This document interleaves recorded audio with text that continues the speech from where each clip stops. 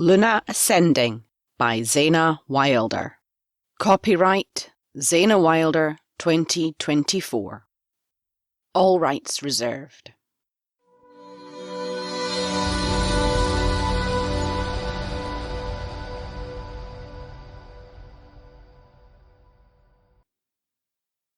Chapter 28. Freya. Dirk's pack arrives, and not one of them seems to think it's at all strange to be staring at a naked woman. No one looks away. No one avoids eye contact. It's freaky. Being naked must be second nature to them. Hell, it doesn't do anything for my embarrassment. And now I'm meant to be one of them? I tuck myself behind Dirk's reassuringly large frame and poke my head out sheepishly to wave a greeting. Dirk grumbling about my nakedness makes me oddly happy inside, as if I belong to him, in a good way. Shit, it must be the shock. I've only just escaped one controlling relationship, and here I am, all gooey-eyed about another man being possessive. Something must be wrong with me. Tavy drops a bombshell in his first few words. I'm his sister. I try it out for size, whispering the words to myself. Tavy's my brother. Tavy's my brother. Somehow it fits. Just like Dirk. Tavy and I, we clicked. Was that because we're related? If I'm part wolf, maybe something in me recognised my pack. If he's right, then I have a real family, and maybe a mate? I'm pretty sure the voice in my head is trying to tell me that's what Dirk is. The voice, my wolf, is pretty irritating already. At least I'm not going mad. I was so convinced for a while. Delusions? I think I'm a supernatural hybrid. Tick. Hallucinations? Seeing people turn into animals. Tick. Hearing voices, or one voice. Tick. She's so freaking annoying, though. She has to be real. She's incensed that she was suppressed for so long. Doesn't care that it wasn't me that did the suppressing. The only thing we agree about is that being around Dirk feels good. I didn't think anyone actually felt this warm glow. I thought it was just something in books. It's definitely not what I was expecting to feel in close to freezing temperatures, in the middle of bloody nowhere, stark naked, covered in blood, being stared at by a bunch of shifters. My giggle bursts out into the cold morning air, high-pitched and hysterical. I can't stop laughing, gulping in mouthfuls of ice-cold air between fits of giggles, earning myself weird looks from the shifters and an arched eyebrow from Dirk. Slowly I manage to calm myself, until I'm only letting out the occasional snort of laughter. Luckily, for my cringing shyness, the pack carry spare clothes in their vehicles. I shrug into one of Dirk's shirts, sniffing his reassuring scent as I pull it on. On him, it probably clings to his perfectly sculpted body and doesn't wave around his knees like a flag. I grin as I tug it into a makeshift dress. I won't be winning any catwalk prizes like this, but it's a damn sight better than being naked. I run a hand through my hair, wincing as it meets a completely immobile tangle. I must look and smell like I live in a dump. One that's right next to a slaughterhouse. Mark would hate it. On the drive back to the pack's estate, it's quiet, everyone caught up in their own thoughts. I take the time to look around, trying to get a perspective on Dirk, his family and his pack. It's not until we drive in the big wrought iron gate that it dawns on me. We're headed to his family home. We're very likely to meet his parents, and here I am, in an oversized shirt with bare feet, tangled hair, and bloodstains still streaked across my face. Great. What is it with me and disastrous meet-the-family moments? Dirk marches Tavy and I straight into the boardroom, ignoring the protests from the pack secretary. A stern, broad-shouldered man is flanked on one side by a wild, copper-haired shifter with an open-looking face, and on the other by a sneering, wiry man. The rest of the council sit around the massive boardroom table, and they're all glaring at me. A ruckus breaks out with shouting and table bashing on all sides. I take an uncertain step back. I'd expected far more unity, either for or against me, but not this free-for-all. The sneering man is demanding I be expelled from the council chambers, while trying not to look threatened by Dirk. Silence! My ears ring. The voice is inside my head and outside all at once. My wolf whines, and I feel her disappear further back into my mind. So much for her being the braver one of us. The voice of the stern man fills the room. He introduces himself as Alpha Connell and Dirk's dad. I cringe. Some first impression. The Alpha glares before introducing his beta. Something crinkles around the beta's eyes, making him not quite so intimidating. He steps towards me, and the air fills with a weird crackling. He gently takes both my hands, and beside me, Dirk bristles. My name, the beta says, is Angus. I'm Tavy's father, and I think you might be Tavy's twin and my daughter. Without thinking, I wrap my arms around this unknown giant of a man and squeeze with all my strength. His arms gently enfold me, only opening when Tavy joins in, squashing me in the middle. It's surreal. Was this the man my mum wouldn't speak about? A twin? There's no question that Angus and Tavy are my blood relatives. I can see it now. How the hell did I miss the similarities before? I chew a fingernail. This number of good things shouldn't happen to me. It's like I might wake up at any moment. All my adult life I've been haunted by a feeling of disconnect, a desire to find my tribe. Until now, there was only ever Liz. Maybe here, finally, I might fit in. Despite Tavy's welcoming chatter, he's obviously distressed. His worry and need to find Liz is at odds with the happiness of the moment. Guilt settles like a rock in my stomach. She's my best friend. I owe her. Without her, I'd never have found myself. I'd have stayed under Mark's spell.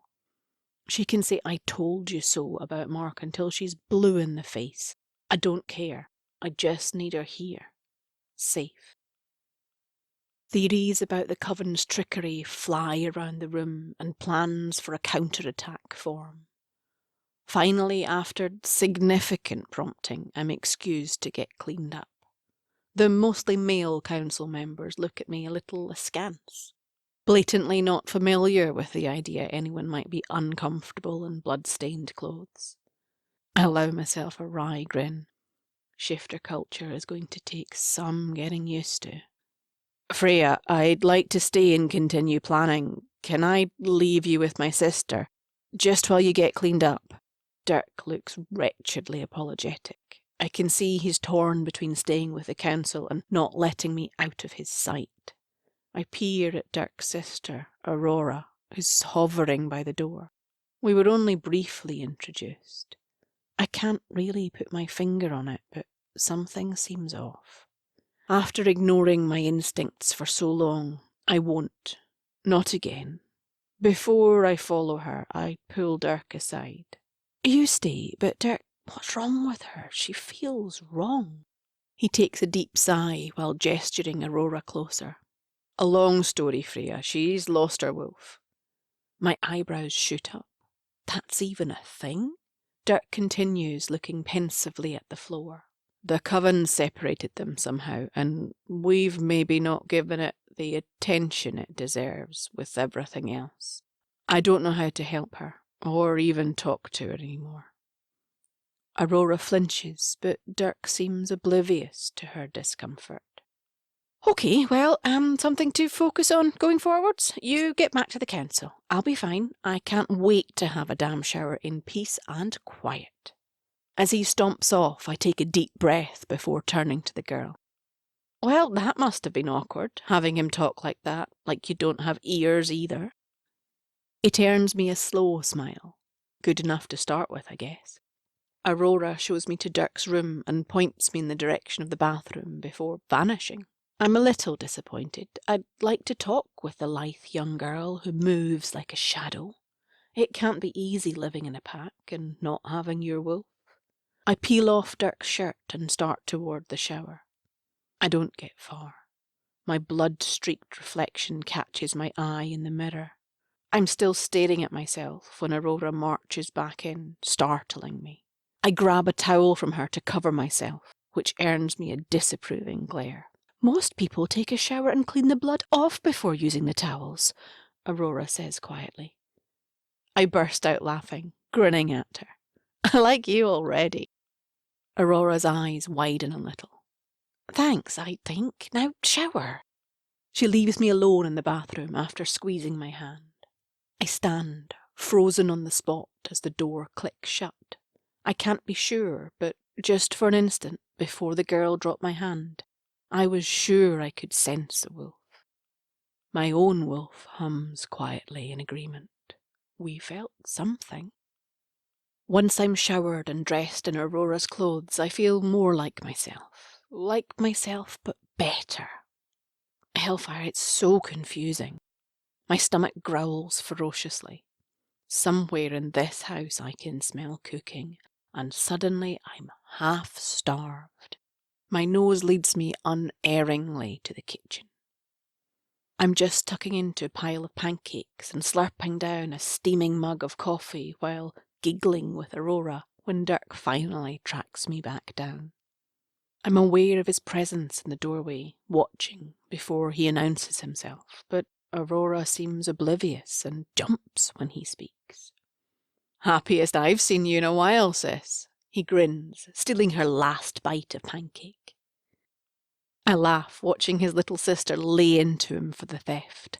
Aurora chases him around the bunker, flailing a tea towel and howling obscenities. Eventually she gives up and Dirk turns to me. How refreshed do you feel, beautiful? The council has a plan, he murmurs in my ear, stroking my hair and teasing my earlobe.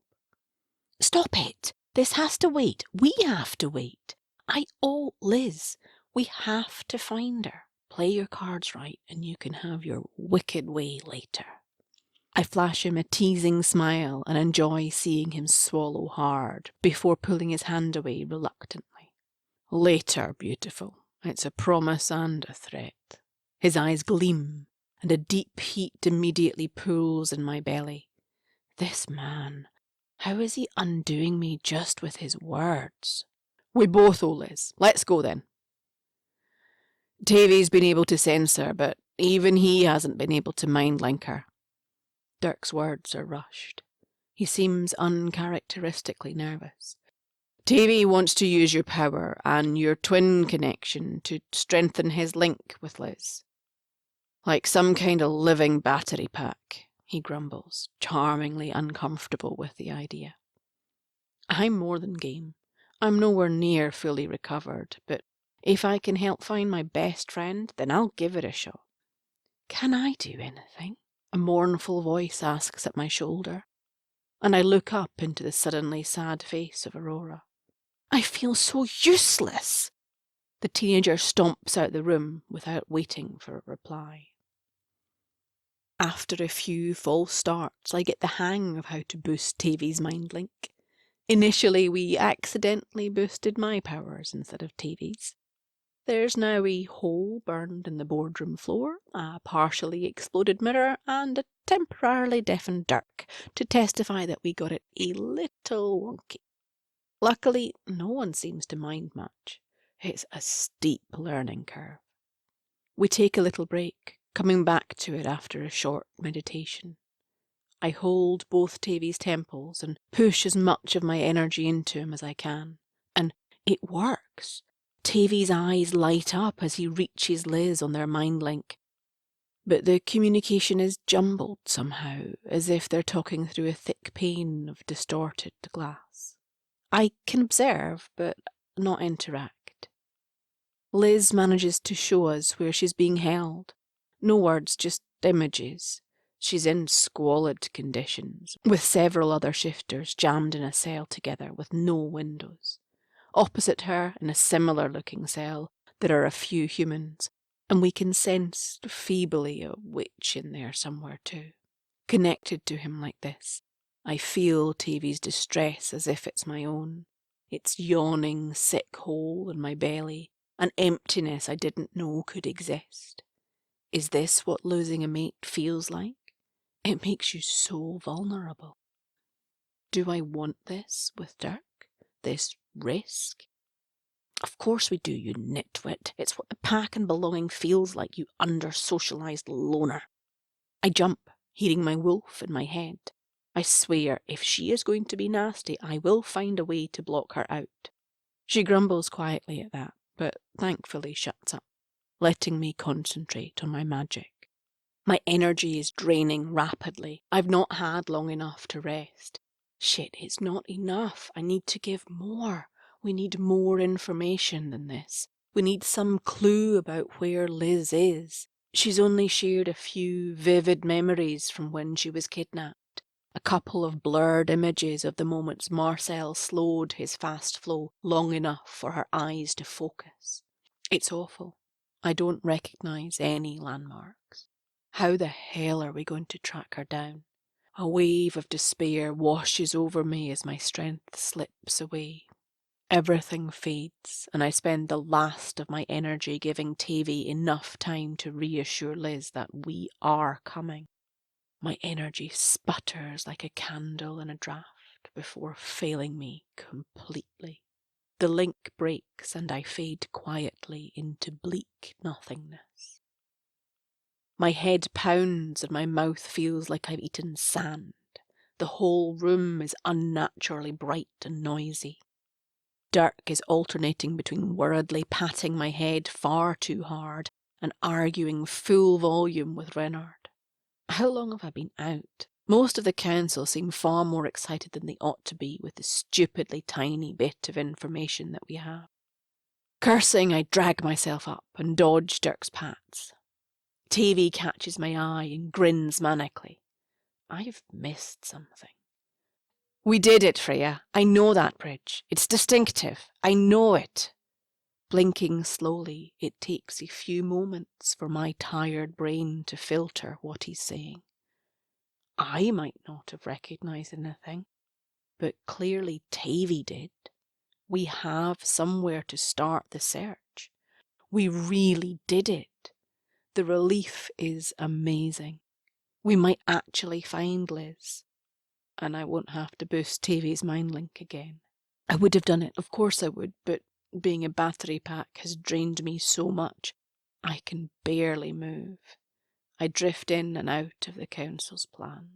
We should scout it out, take our time to ensure there's no trap. We shouldn't risk any of our fighters for a cougar until we're sure we can take the building, Renard whines. The air reverberates with Tavy's fury. You have to be fucking kidding me. My mate is out there, stuck in a miserable cage, like an animal. Who knows what the hell the Coven have planned for her, and you suddenly decide now is the time for caution? My head throbs wildly as the door slams behind Tavy, and he storms out.